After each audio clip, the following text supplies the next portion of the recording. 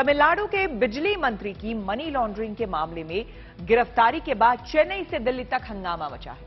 हालांकि इस मामले में सुप्रीम कोर्ट के आदेश के बाद ईडी ने जांच आगे बढ़ाई है, लेकिन विपक्ष का सीधा आरोप है कि गिरफ्तारी की वजह सियासत है। इसलिए संकेत है कि बवाल और बढ़ने वाला है।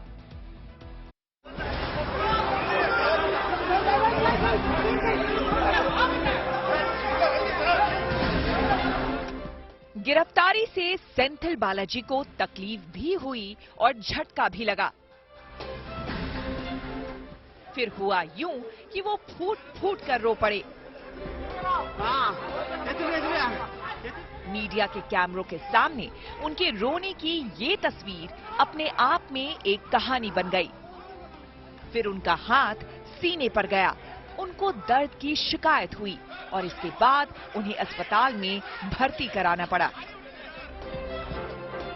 ईडी की जांच और उसके बाद तमिलनाडु के बिजली मंत्री की गिरफ्तारी से वैसे भी सियासी हंगामा होना था, जो हुआ। लेकिन चुनावी मौसम में इसका असर दक्षिण से उत्तर तक महसूस हुआ। अगर कोई गलती किया है तो उसको आप सुबह आके इंक्वायरी कर सकते थे। आप एक तरफ सीबीआई रेड डाल रहे हैं उनके घर पे, उनके दफ्तर पे, और उनके खिलाफ कार्रवाई करके ईडी ने अगर रातों रात उसको लेके जाती है तो ये घटना मैं इसको कंडम करता हूं। इसमें कोई शक नहीं है, जैसी जानकारियां आई हैं और जिस प्रकार का मामला उनका निकल कर आया है और भ्रष्टाचार में जिस प्रकार से वो लिप्त है, जिस प्रकार से पैसा रीरूटिंग किया है, कोई अधिकार नहीं उनको कि वह मंत्रालय में रहे, और अपेक्षा करते हैं कि स्टालिन साहब इस बात की चिंता करेंगे कि उनको मंत्रालय से बर्खास्त करें और वह उनके पक्ष में खड़े न दिखें। देखा जाए तो सेंथिल बालाजी की गिरफ्तारी अचानक नहीं हुई। उनके खिलाफ कैश फॉर जॉब मामला 2014 का है, जब वो अन्ना द्रमुक सरकार में मंत्री हुआ करते थे। आरोप है कि परिवहन मंत्री के तौर पर उन्होंने नौकरी देने के नाम पर लोगों से रिश्वत ली थी। इस मामले में ईडी ने 2021 में मनी लॉन्ड्रिंग के तहत केस दर्ज किया। हाईकोर्ट के फैसले को पलटते हुए पिछले महीने सुप्रीम कोर्ट ने इस केस में ईडी को जांच की इजाजत दे दी। मंगलवार को सेंथिल बालाजी के ठिकानों पर रेड मारने के बाद ईडी ने आखिरकार उनको गिरफ्तार कर लिया और जैसा कि तय था, विपक्षी पार्टियों ने इसे एक बार फिर मुद्दा बना लिया। आरजेडी से लेकर आम आदमी पार्टी तक और एनसीपी से लेकर उद्धव की पार्टी तक ने सरकार पर चौतरफा हमला बोला। तमिलनाडु सरकार की ऊर्जा मंत्री पे जिस प्रकार से इन्फोर्समेंट डायरेक्टरेट की रेड हुई और जिस अमानवीय तरीके से, इनह्यूमन तरीके से उन्हें गिरफ्तार किया गया है, उसकी आम आदमी पार्टी घोर निंदा करती है और भारतीय जनता पार्टी को एक हिदायत देना चाहती है कि विपक्ष के नेताओं पर ईडी सीबीआई छोड़कर अगर आपको लगता है कि आप विपक्ष समाप्त कर देंगे या उन राज्यों में खूब वोट बटोर लेंगे, तो आपको बिल्कुल गलत लगता है। ईडी की कार्रवाई हम पर भी हो गई। जो इस सरकार के विरोधी है, बीजेपी के विरोधी है, उनके ऊपर इस प्रकार की कार्रवाई करना अब नई बात नहीं है।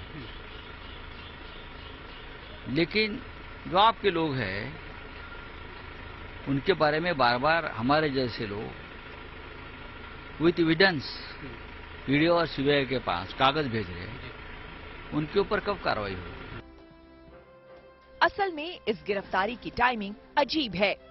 23 जून को विपक्षी दलों की एक अहम बैठक पटना में होने वाली है।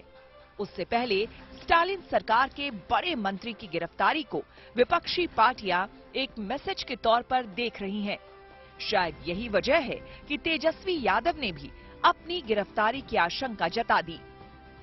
दिक्कत क्या है ना, ये जो ईडी, आईटी और सीबीआई है, अब इनको इन नामों से पुकारने का दिल भी नहीं करता।